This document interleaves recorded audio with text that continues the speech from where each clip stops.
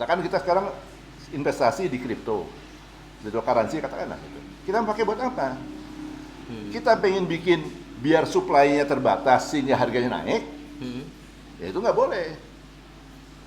Tapi kalau kita mau pakai, nanti mau dipakai buat kita membeli sesuatu, bertransaksi, itu boleh.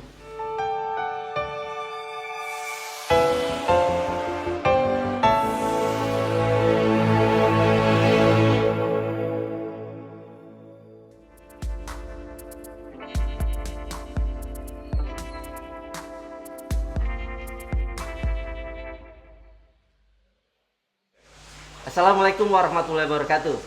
Brother and sister, ketemu lagi di dalam podcast kita, Secangkir Inspirasi by Kapose. Brother and sister, alhamdulillah hari ini kita kedatangan tamu yang sangat spesial sekali, khususnya bagi adik-adik yang aktif di FOSE, Forum Silaturahmi Studi Ekonomi Islam. Siapa dia? Adalah Bapak Iwan Ponco. Terima kasih Pak Iwan Ponco sudah berkenan hadir ke pos kami nih, Kapose, di podcast Secangkir Inspirasi by Kapose. Alhamdulillah. Insya Allah kita bangun dan semoga saja menjadi wahana yang efektif untuk berdakwah. Insya Allah. Khususnya untuk ekonomi Islam, untuk negeri ini, Ya. dan untuk adik-adik semua yang ingin membangun masa depannya dengan berkah. Insya Allah. Asal niatnya baik, biasanya jalannya baik. Iya. Mungkin brother and sister ingin tahu sebenarnya siapa sih Pak Iwan Ponco ini? Di mata saya pribadi nih Pak Iwan, Ya. saya kalau inget 20 tahun yang lalu saya pernah berlinang air mata Pak Iwan. Iya. Demi Allah. Pada saat itu adik-adik yang pernah mendengar organisasi Forum Silaturahmi Studi Ekonomi Islam yang sekarang organisasi mungkin terbesar di Indonesia untuk level akademik Pak, Ya. karena membernya 200 universitas, di mana di sana ada kelompok-kelompok studi ekonomi Islam dan mereka tergabung dalam FOSE. Dan FOSE lahir di tahun 2000 Pak, di bulan Mei. Dan tahu nggak, ada cerita sekilas, saya cerita ini siapa nih Pak Iwan. Pak Iwan ini adalah orang yang pada saat itu membangkitkan semangat kami. 1 bulan sebelum acara kongres Kokase pertama di Undip Semarang, kami belum ada dana. Dan saya ketemu dengan Pak Iwan, alhamdulillah disupport dana waktu 10 juta Pak. Tapi sangat besar sekali maknanya, keluar dari kantor Bapak. Ya oke, Sidik, saya bantu 10 juta, ente kasih proceeding. Saya turun Pak, di halte saya merenung Pak, alhamdulillah ekonomi Islam bisa bangkit nih. Terima kasih Pak atas Amin. 21 tahun yang lalu itu. Iya, itu kan yang ngasih yang di atas, bukan saya. Saya cuma salurannya aja, saya cuma buat lewatnya aja gitu. Cuma diketok hatinya suruh ngirimin ya gitu. Ini saya baru cerita di publik Pak. Ya. Sebelumnya saya tidak pernah cerita di publik Ya. mengenai waktu itu Pak Iwan sebagai direktur utama Dana Reksa Pak ya. Oke, brother and sister, hari ini saya ingin memanfaatkan waktu Pak Iwan dengan efektif nih, Pak Iwan. Ini saya ingin cerita nih Pak. Beberapa akhir ini kan adik-adik kita yang khususnya, bahkan anak saya udah milenial juga Pak, Ya. usia sudah menginjak SMA, menginjak kuliah, mereka sudah senang dengan investasi Pak. Ya. Di dalam kamar, nggak pergi kemana-mana, ternyata mereka sudah cuan Pak. Pak, ini uang Papa kemarin udah jadi sekian. Udah jadi 11%, 20% gitu kan. Padahal dia di kamar, nggak pernah keluar. Terus saya tanya, emang ente usaha bisnis apa? Investasi apa? Saya investasi saham, dan saya sekarang suka kripto Pak. Ini dia Pak. Saya ada mungkin brother and sister di rumah juga perlu tahu nih sebenarnya kripto itu apa sih Pak? Atau blockchain dan crypto itu apa sih Pak? Mungkin Pak Iwan, kami ingin berguru nih Pak. Mungkin brother sister juga Terima ingin kasih. berguru nih Pak. Jadi gini, saya kasih cerita sama teman-teman sekalian ya. Saya tuh lulus ITB tahun 78. Ya. Saya kerja di IBM. Jadi saya dulu 11 tahun di IBM. Dulu yang membawa personal komputer ke Indonesia pertama itu saya. Jadi Bapak satu-satu orang yang punya PC pada Bukan. saat itu Pak ya? Saya yang membawa, ya. mengajarkan orang di Indonesia, termasuk almarhum Pak Soeharto, apa itu namanya personal komputer. sebelumnya orang namanya sebagai mikrokomputer. Oke. Jadi Apple, Tandy Research semua namanya mikrokomputer. Yang pertama kali pegang komputer IBM, saya bawa sana. Nah, akibatnya saya banyak ngerti masalah sistem. Jadi kripto itu sebetulnya dari istilah enkripsi. Oke. Enkripsi itu pembuatan kode. Jadi kalau Anda belanja pakai handphone gitu kan, Iya, Anda tunjukin kode gambar itu, ya, itu kode. Gambar itu, image itu ditranslasikan menjadi suatu informasi. Kartu kredit, kartu ATM, semua juga ada kode di sana. Dimasukin dalam chip. Nah, kode itu kemudian diproses melalui sistem. Kalau di sistem pembayaran, proses masuk ke dalam sistem dari banknya atau bank yang manapun, jalan. Nah, kripto dari situ. Kemudian blockchain. Chain itu rantai, blok itu satu tempat untuk memproses. Jadi kalau yang tadi, yang seperti ini, kalau itu sama PTA atau bank A, harus dihitung bank A. Kalau kita ngomong dengan blockchain itu, nah harus bank A. Jadi di dunia ini ada banyak banget chain gitu, rantai-rantai dari seluruh mata rantai itu, yang punya hak untuk memproses. Siapa yang duluan bisa memproses dengan cara yang paling cepat, paling murah, dia yang dapat. Dia dapat fee. Jadi blockchain teknologi adalah suatu teknologi untuk memproses sesuatu yang encrypted, yang namanya kripto tadi, untuk ditransaksikan. Nah, sekarang enkripsi ini apa? Kalau buat jual beli itu ada identitas saya, akun saya di bank ataupun di salah satu provider. Misalnya dilihat uang saya ada berapa, bisa dipakai transaksi. Kalau uangnya cukup, transaksi, kalau nggak bisa. Ya kan? Nah, kalau di sini ini bisa pemilikan atas sesuatu, baik barang, hak, ataupun hanya nilai. Jadi namanya crypto aset. Aset. Nah, aset ini bisa menjadi suatu alat tukar. Nah, alat tukar itu bisa disebutkan sebagai mata uang, currency. Jadi cryptocurrency adalah kripto tadi yang menjadi suatu alat tukar dan kemudian dianggap seperti mata uang. Bedanya mata uang rupiah, dolar, yen segala macam yang menerbitkan negara, yang menjamin negara, yang mengatur monetary policy negara tersebut. Sedangkan kalau ini nggak ada yang jamin, nggak ada yang ngatur, nggak ada monetary policy. Ya, jadi ini bebas merdeka ada bagusnya. Merdeka, tapi yang lainnya adalah nggak ada yang ngatur. Jadi kalau berantakan, ya susah gitu.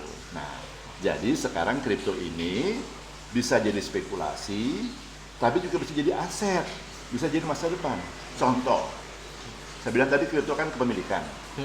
Di Bali ada satu organisasi yang bikin satu aplikasi, saya nggak sebut namanya lah, yang dia memakai kripto ini sebagai namanya non-fungible token. Token itu tadi apa namanya satu unitnya, satu token itu. Kayak kita kalau kita datang ke permainan anak-anak tuh, ambil token bentuk ada yang koin, ada yang kartu, masukin satu, main itu token. Sama kayak itu. Ini token. Non fungible token ini tidak bisa dijadikan uang, tapi dia pemilikan sesuatu. Katakan pemilikan atas patung atau apa. Gitu. Kemudian jadi si penjual patung ini membuat non fungible token itu, terus kemudian menawarkan siapa yang mau beli. Nanti yang mau beli, dilihat, dibuka tokennya, dapat informasi. Patungnya seperti apa, lokasinya di mana, bahannya apa, seperti apa gambarnya, segala macam. Yang bikin siapa, gitu. Kalau dia senang, harganya cocok, dia beli. Kemudian seperti sistem di marketplace, diatur pengiriman segala macam. Berapa total angkanya, dibayar. Bayarnya melalui apa? Melalui suatu sistem di bawah token tadi, yang memberikan sarana jual belinya, sarana kayak marketplace-nya. Itu namanya cryptocurrency, namanya. Tapi dia sendiri bukan mata uang, dia itu sebenarnya memberikan sarana untuk pertukaran. Gitu.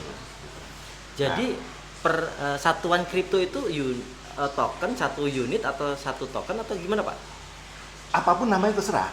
Satuannya Pak, Satuannya, mau dibilang satu unit boleh, satu token boleh, nama nggak jadi soal. Tapi yang penting dia menyatakan yang di enkripsi ini, yang jadi kripto ini, itu definisinya apa?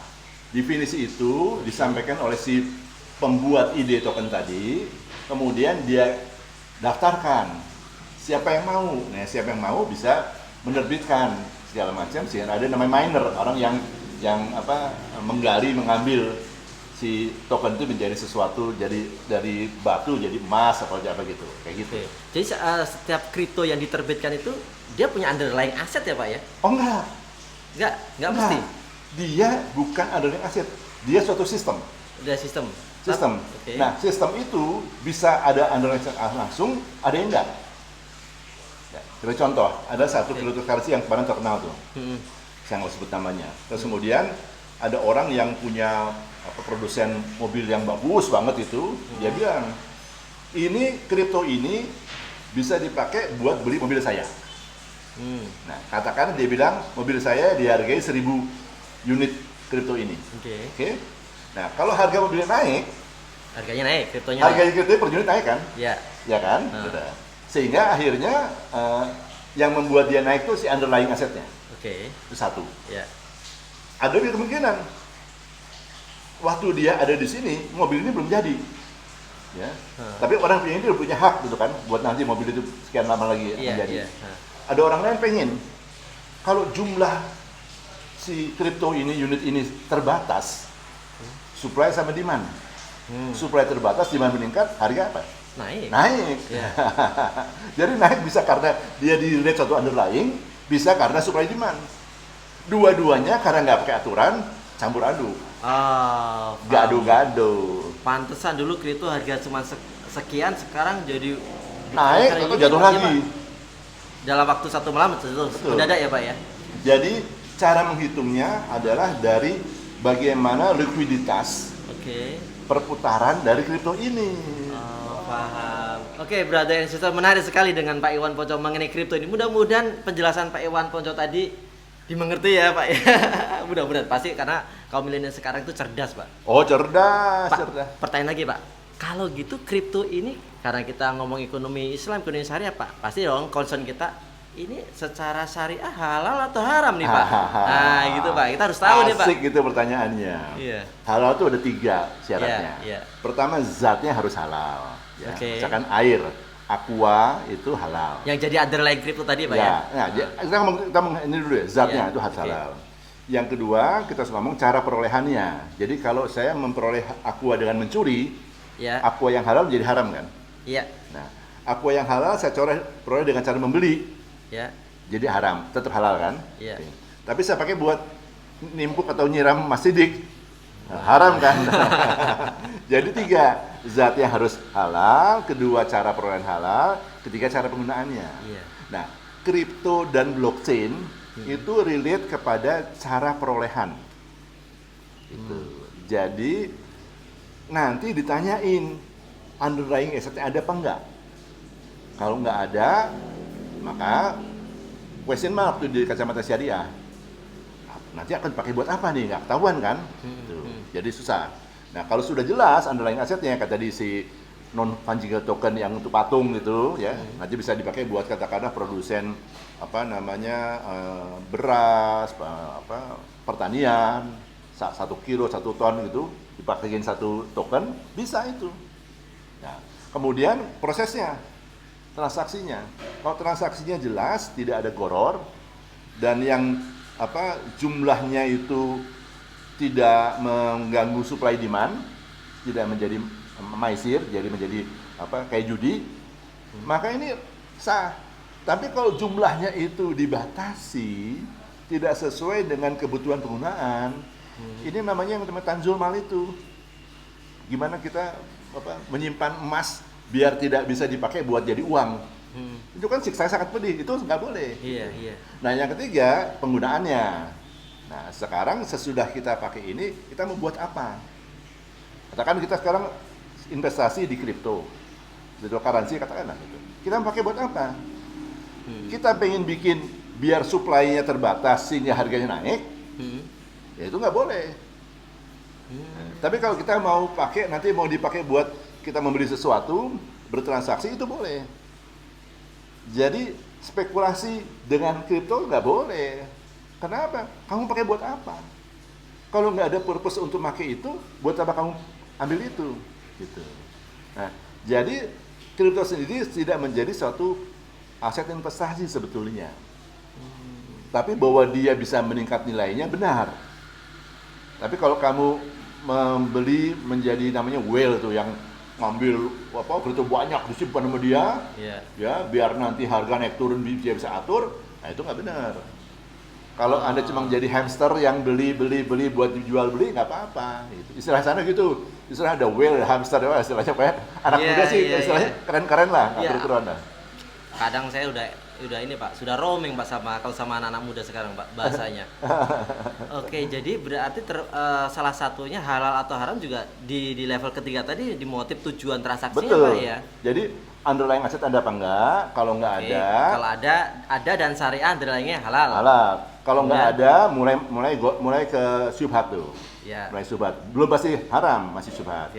Terus bertransaksinya, transaksi blockchain segala macam. Kalau informasi yang diberikan tuh jelas, tidak goror, ya itu menjadi halal. Yang ketiga, setelah kita punya si token atau currency atau apapun ya mikro aset tadi, kita pakai buat apa? Kalau kita mau pakai nanti buat ditahan biar supply-nya berkurang, harga naik, nah itu nggak boleh. Itu kan namanya kan hoarding, nggak boleh. Gitu. Iya Pak. Jadi syariah tuh enak banget loh, semua jelas kalau kita paham, gitu, jelas. Ya. Keren Pak. Terima kasih Pak. Baru tahu nih Pak. Tapi teman-teman, mungkin teman-teman yang brother and sister yang ingin tahu lebih dalam lagi mengenai blockchain and crypto ini Pak. Ya. Setahu saya tadi Pak Iwan Ponco tanggal 17 September ada webinar ya Pak ya? Betul. Nah, untuk link dan aksesnya ada di sini nih. Mudah-mudahan brother sister yang ingin lebih mendalami lagi bagaimana blockchain and crypto, karena ini kan podcast sekilas ya Pak ya, bukan kuliah 2 SKS 3 SKS ya Pak. Mungkin nggak cukup.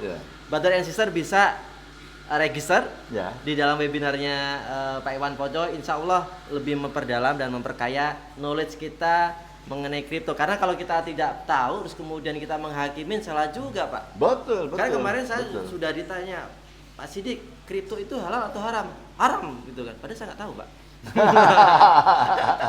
Nah gini. Kalau kita nggak tahu, berarti masih syubhat. Iya. Dan hadisnya menyatakan hindarilah yang syubhat. Gitu. Jadi paling gampang jangan bilang haram dulu. Yang syubhat aja dulu. Syubhat saya nggak tahu gitu. Jadi sementara hindari dulu sampai tahu. Karena hadisnya bilang sesungguhnya yang halal itu jelas bayinun, ya kan? Dan sesungguhnya yang haram itu jelas bayinun juga. Nah, yang diantaranya yang nggak jelas itu hindari dulu, gitu. Kalau menurut Pak Iwan nih, ke depan kripto ini bisa menggantikan mata uang yang diterbitkan bank sentral? Oh enggak. Jadi gini. Mungkin nggak Pak? Ini sama seperti sekarang. Kita bisa belanja sekarang bisa pakai kartu, bisa pakai citra image di sini. Bahkan sekarang bisa pakai nomor handphone. Ya, melalui pakai buat itu, buat bertransaksi melalui ATM, bisa semua itu. Jadi itu adalah masalah identitas. Identitas dari entah si pelakunya atau si objeknya. Nah, itu processingnya seperti apa? Makin tinggi teknologi, makin mudah transaksinya. Bahkan nanti mungkin pakai retina mata juga bisa, kita cuma tinggal pandang-pandangan gini, kedip-kedip gini bisa jual beli nantinya. Nah, tapi saldo apapun nama currency-nya Pak ya, berkurang ya Pak ya. Nah, karena gini, akhirnya kan gini. Akhirnya yang namanya currency itu kita menjual memberi barang jasa dengan memakai si currency tersebut. Kalau si kripto tadi harus dipindahkan ke rupiah, baru rupiah dipakai beli sesuatu, ya kripto itu bukan currency. Tapi kalau dia kripto sendiri bisa beli tahu pakai ini, itu baru currency. Kalau dia hanya bisa buat beli mobil, bisa beli HP, pokoknya barang-barang di atas 5 juta, itu bukan currency. Currency kan asal katanya current. Current apa? Mengalir kan? Iya, mengalir. Jadi kalau dia nggak bisa mengalir di tempat-temapa yang kecil, untuk beli tahu, beli tempe, bukan currency. Gitu. Ya kan? Nggak current itu namanya. Itu bloksi apa namanya? Berundulansi gitu, bukan current, bukan air. Bahkan ketika rupiah pun atau USD pun, ketika dia tidak mengalir, sekarang nggak mengalir Pak. Sekarang diem di perbankan jadi deposito yang punya para capital yang besar, mereka sudah cuan dari bunga deposito aja Pak. Nah itu nggak ngalir. Betul. Ya kan Pak? nggak bermanfaat juga, bukan itu yang karena zolim. juga, itu zolim juga. Ya. Bahkan seperti Imam Al-Ghazali ya Pak ya, Ya, uang itu seperti air yang mengalir. betul. Jika aliran uang itu terhambat, jadi air yang menggenang tidak sehat. Satu lagi tambahannya, Iya Pak. uang itu seperti cermin. Dia tidak berwarna, tapi dia merefleksikan semua warna. Kalau dia cuma merefleksikan warna-warna yang gede-gede aja, nggak bisa. Harus warna-warna yang halus dia masuk. Nah, makanya tadi currency gitu. Ini temanya habis itu money in Islam Pak, uang dalam Islam. Boleh, ayo kapan ngomong lagi yuk, kita ngomong lagi yuk. Next time Pak. Oke. Insya Allah Pak. Mungkin waktu kita sudah dikode Pak sama itu sama operator kamera. Terima kasih Pak. Baik. Sesi pagi ini Insya Allah sangat sebentar tapi mudah-mudahan padat berkualitas. Bagi brother and sister yang ingin belajar lebih lanjut, tadi sudah ada webinar atau mungkin belajar di tempat lain juga nggak masalah selama kita mau belajar dan mempraktekkan. Oke. Karena gini Pak, ekonomi Islam itu sekarang itu bukan literasi Pak, Ya, tapi ekonomi Islam itu harus bagaimana kita masukin dalam dunia bisnis, dunia praktek, dunia komoditas, dunia trading dan sebagainya. inklusi. Inklusi dengan pemahaman yang benar. Iya. Sama praktek juga Pak, jangan hanya selesai di seminar-seminar sama buku di rak-rak itu. Oke, brother and sister, mudah-mudahan juga bermanfaat buat teman-teman semua. Insya Allah next time kita juga akan ketemu lagi dengan Pak Iwan Poncom. Nanti kalau kami undang lagi, jangan bosan-bosan ya Pak ya. Siap. Mohon doakan channel ini juga berkembang. Amin. Mudah-mudahan Pak Iwan tetap selalu segar dan sehat Pak. Amin. Mungkin ada Sama-sama. closing statement Pak untuk adik-adik, brother and sister semua di rumah. Jadi saya sampaikan ke adik-adik sekalian ya, ilmu itu sebenarnya ada 4 level. Level pertama yang namanya syariat atau knowledge. Itu Anda bisa dapat dari internet dan segala macam. Kemudian ilmu tersebut kata tadi Mas Sidik bilang harus diimplementasikan menjadi namanya tarekat, know-how. Jadi syariat di atasnya tarekat. Tarekat itu jalan. Ya. Jadi ilmu tersebut diimplementasikan. Di atasnya ada yang namanya hakikat. Jadi Anda tahu kenapa ada namanya kripto, kenapa ada namanya blockchain, hakikatnya apa gitu. Nah, jadi hakikat itu. Nah, kalau Anda sudah tahu syariat, sudah tahu tarekat hakikat dan mengikuti ajaran agama, Anda akan sampai pada taraf marifat. Marifat itu adalah cinta. Seperti waktu Anda pacaran, Anda mau menikah, apapun Anda lakukan untuk calon istri atau calon suami Anda, pasangan Anda, ya kan? Nah, kalau nanti Anda sudah istilahnya cinta demikian sama Allah, maka semua syariat, tarekat, hakikat itu Anda lakukan semata-mata cinta. Nggak ada ceritanya yang lain gitu kan, cinta sama Allah gitu. Mudah-mudahan itu bisa ngena buat semuanya dan menjadi pegangan buat semuanya. Makasih. Keren Pak. Insya Allah bermanfaat buat kita semua Pak. Terima kasih. Saya sebagai mulik, aku sebagai anak Bapak nih Pak ya. Teman-teman juga brother and sister, mudah-mudahan kita selalu konsisten istiqomah menjalani sisa kehidupan kita ini tetap di jalan Allah Pak. Saya menyebut sisa kehidupan karena saya nggak tahu Pak umur kapan Pak.